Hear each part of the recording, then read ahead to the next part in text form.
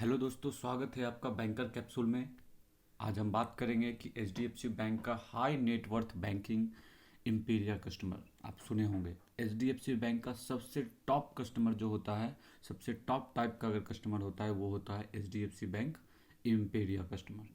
ठीक है, मतलब कि किसी भी टाउन में या किसी भी शहर में या किसी भी बैंक में उसके आसपास को किसी भी आरएम को जो इम्पीरियल आरएम होता है उसको जो पोर्टफोलियो मिला होता है, तो डैट मीन्स आप ये समझिए कि उस शहर के उस क्या कहते हैं उस मोहल्ले के बैंक का टॉप 200 रिचेस्ट बैंक, यानी जो सबसे अमीर आदमी होता है वही इम्पीरिया कस्टमर होता है। ये क्यों हम ऐसा बोल रहे हैं, आप इस चीज़ को समझिएगा आगे। इसकी एलिजिबिलिटी, नॉट अमीर मतलब हाई वैल्यूबल अमाउंट जो अपने बैंक में रखता है, ठीक है, वो H D F C bank का इम्पीरिया कस्टमर होता है।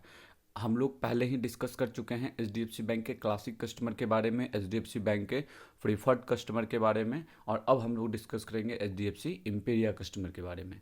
अगर आप क्लासिक और प्रीफर्ड वाला वीडियो नहीं देखे हैं तो आप लास्ट में देख लीजिएगा, डिस्क्रिप्शन में लिंक मिल जाएगा। ठीक है, पहली बात। दूसरी बात कि अगर आपको ये वीडियो पसंद आता है, ठीक है, तो आप वीडियो को लाइक कीजिएगा, और अगर चैनल पे नए हैं तो चैनल को सब्सक्राइब कर लीजिए। इसी प्रकार के मोड अपडेट के लिए मैं हमेशा लाता रहूँगा, और नोटिफिकेशन बेल पे भी क्लिक कर लीजिए। ठीक है, तो समय नहीं बर्बाद करते हुए हम बढ़ते हैं H D F C bank Imperia customer के फीचर्स के बारे में हम लोग पहले समझेंगे, फिर इसकी क्या एलिजिबिलिटी है, मतलब कौन कौन लोग बन सकते हैं इम्पीरिया कस्टमर।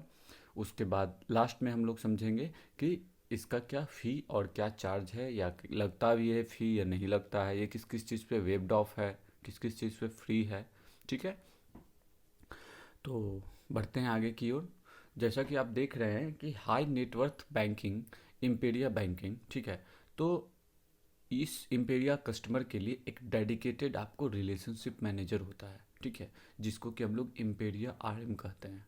ठीक है, तो जो रिलेशनशिप मैनेजर डेडिकेटेड होता है इम्पेरिया कस्टमर के लिए, वो आपके लिए प्रॉपर आपके पोर्टफोलियो के लिए असाइन होता है। ठीक है, आप इम्पेरिया कस्टमर है तो आपको कोई भी फाइनेंशियल नीड्स चाहिए तो आप अपने आरएम से कांटेक्ट कीजिए। ठीक है, और आरएम ही आपको प्रॉपर गाइड करेगा। आपको किसी भी प्रकार का अगर इन्वेस्टमेंट करना है, लाइक कोई भी म्यूचुअल फंड है, इंश्योरेंस है, या एफडी करना है, आरडी करना है, मतलब कोई भी इन्वेस्टमेंट है या बैंकिंग से रिलेटेड कोई भी ट्रांजेक्शन्स, आपको अगर सर्विस भी चाहिए, डैट मीन्स कि आपका एटीएम खो गया है तो आपको कहीं कोई परेशान होने की ज़रूरत नहीं है, इम्पीरिया में आपका मदद करेगा।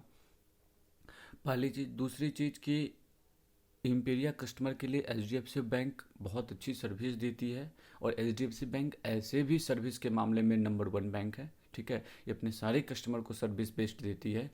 ठीक है, और रही बात इम्पीरिया कस्टमर की, तो इम्पीरिया कस्टमर को ब्रांच भी जाने की ज़रूरत नहीं है। इम्पीरिया आरएम जो है आपके, वो खुद आपके घर हैं, आपके ऑफिस आकर के आपका जो भी काम है वो काम कर सकते हैं, आपको काम समझा सकते हैं, जो भी इन्वेस्टमेंट है। इन द केस अगर आपको ब्रांच आना पड़ता है, ठीक है, उसके लिए भी आपको स्पेशल डेस्क होगा। ठीक है, इम्पीरिया आरएम आपकी मदद करेंगे, यानी आपको नॉर्मल कस्टमर की तरह लाइन में रहने की ज़रूरत नहीं है। आप अगर बैंक जाते भी हैं तो आप बीएम के केबिन में जाके बैठ सकते हैं, बीएम के केबिन से जाके बीएम से बात कर सकते हैं। आपको जो भी सर्विस है वो बीएम के केबिन में ही मिल जाएगा। आपको इंस्टा डेबिट कार्ड चाहिए वो भी बीएम के केबिन में मिल जाएगा। ठीक है, तो प्रॉब्लम ये है कि इम्पेरिया कस्टमर को कभी भी ब्रांच जाने की ज़रूरत नहीं होती है। अगर जाने की ज़रूरत होती भी है तो वहाँ परेशानी नहीं होती है।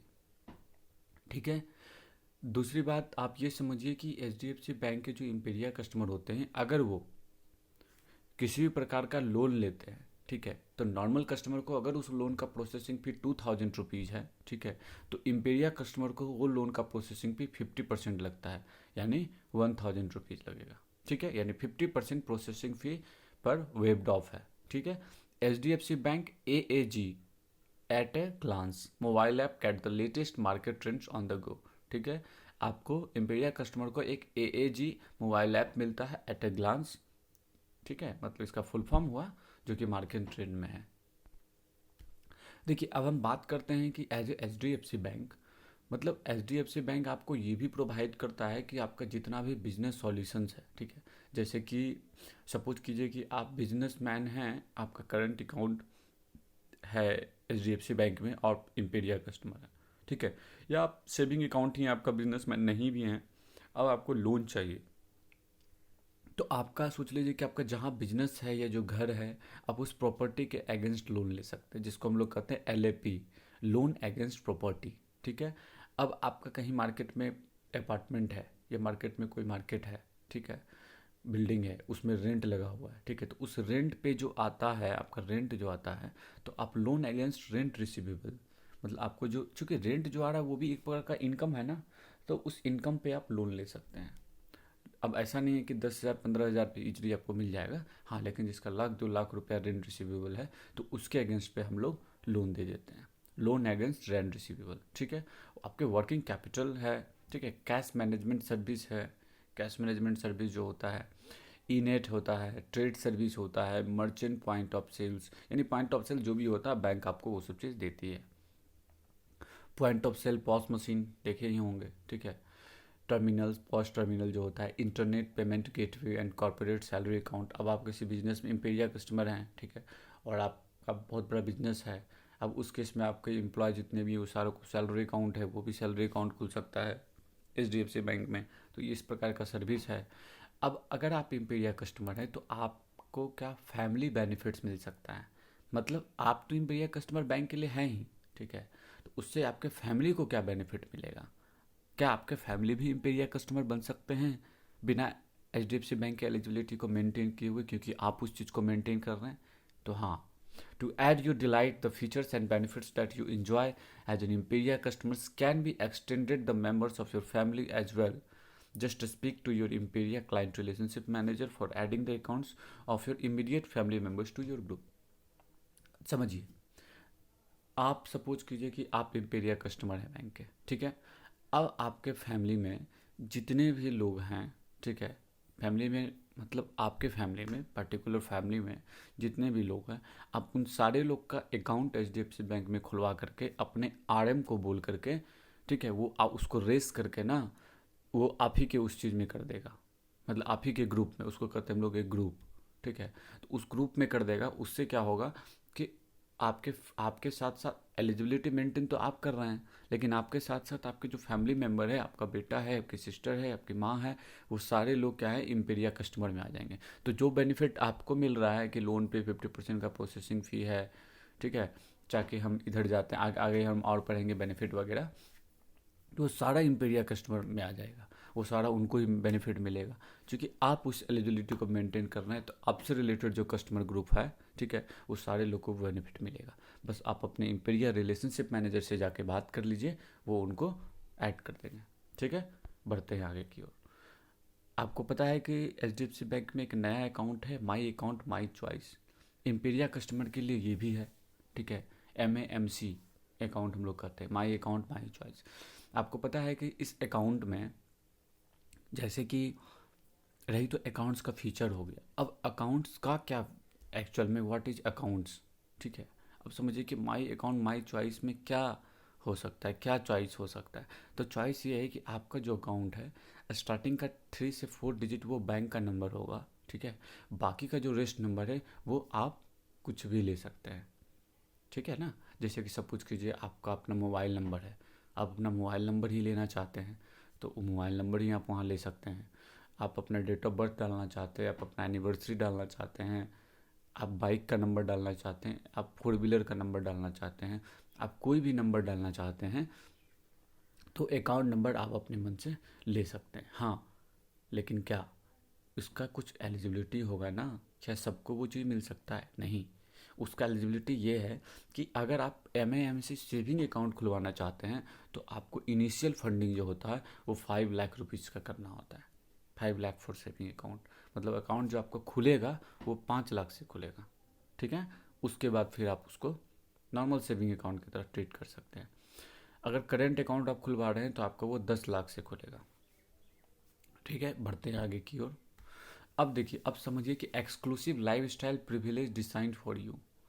HDFC बैंक इम्पेरिया कस्टमर के लिए क्या क्या एक्सक्लूसिव सर्विस है, ठीक है।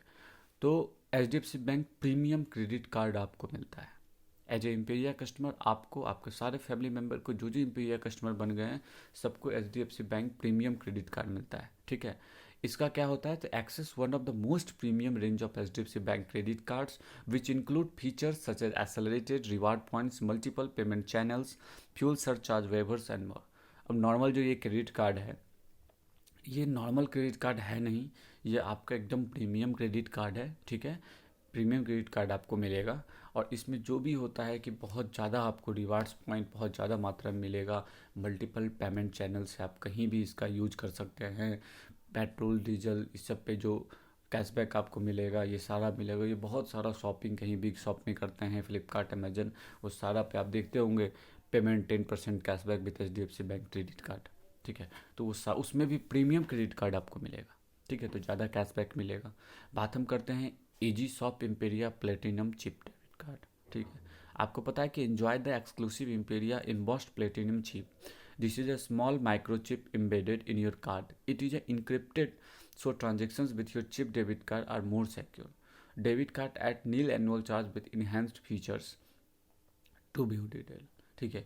Easy shop Imperia platinum chip debit card होता है, उसको आपको पता ही है कि अब तो सारे ATM जो है वो चिप डेबिट कार्ड ही होता है, तो उसके अंदर एक चिप लगा होता है जिससे कि आपको वो ज़्यादा सिक्योर होता है, ठीक है। ये भी बहुत बेनिफिट वाला प्लेटिनम डेबिट कार्ड है, आपको पता है। इसमें क्या है कि किसी प्रकार का एनुअल चार्ज आपको देना नहीं है, ठीक है, किसी प्रकार का कोई ट्रांजेक्शन्स चार्ज नहीं है। आप कितना भी ट्रांजेक्शन्स कीजिए, किसी भी बैंक के ATM से कीजिए, कहीं कोई इसमें चार्ज आपको नहीं देना होगा एज ए इम्पेरिया कस्टमर, ठीक है। अब हम बात करते हैं इम्पेरिया मैगजीन। HDFC बैंक अपनी इम्पेरिया कस्टमर को क्या करती है, एक मैगजीन देती है जिसमें कि you can expect to keep pace with the latest trends in fashions, travel and the world of finance through our exclusive quarterly e-magazine। Quarterly एक मैगजीन देती है इम्पेरिया मैगजीन, जिसके तहत जो भी लेटेस्ट ट्रेंड में फैशन है या ट्रेवल है या वर्ल्ड का कोई भी फाइनेंस है, ठीक है, वो आपको क्वार्टरली मैगजीन के थ्रू मिल जाएगा।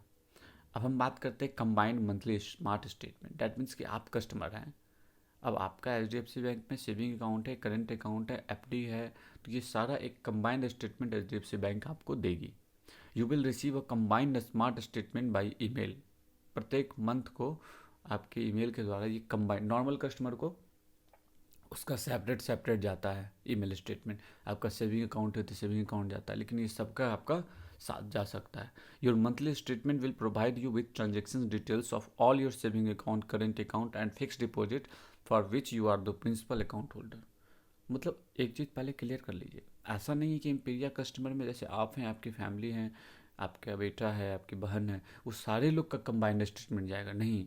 एज ए कस्टमर आपका जितना अकाउंट है, जैसे आपका FD है, आपका सेविंग अकाउंट है, आपका करेंट अकाउंट है जो आपके नाम से है, जिसके मतलब अकाउंट होल्डर आप हैं, ऑथराइजर आप हैं, उसका कंबाइंड स्टेटमेंट आपके मेल पे जाएगा। फिर आपके फैमिली में जिनका जो जैसे जैसे है उनका वैसे वैसे जाएगा। मूव करते हैं आगे की ओर। तो आपको पता है, अब हम बात करते हैं कि इम्पेरिया बैंकिंग की क्या एलिजिबिलिटी है, कौन कौन लोग इम्पेरिया बैंकिंग के कस्टमर बन सकते हैं।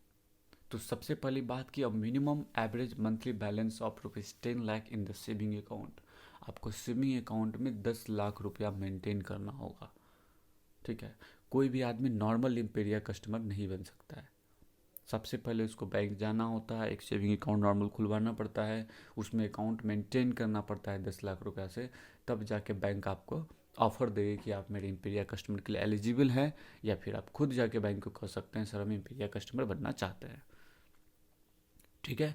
तो सेविंग अकाउंट अगर आपका है तो आपको 10 लाख रुपया मेंटेन करना होगा, और अगर आपका करेंट अकाउंट है तो आपको एवरेज क्वार्टरली बैलेंस 15 लाख रुपया मेंटेन करना होगा, ठीक है। अब minimum average monthly balance of ₹30 lakh in a combination of saving accounts and fix deposit.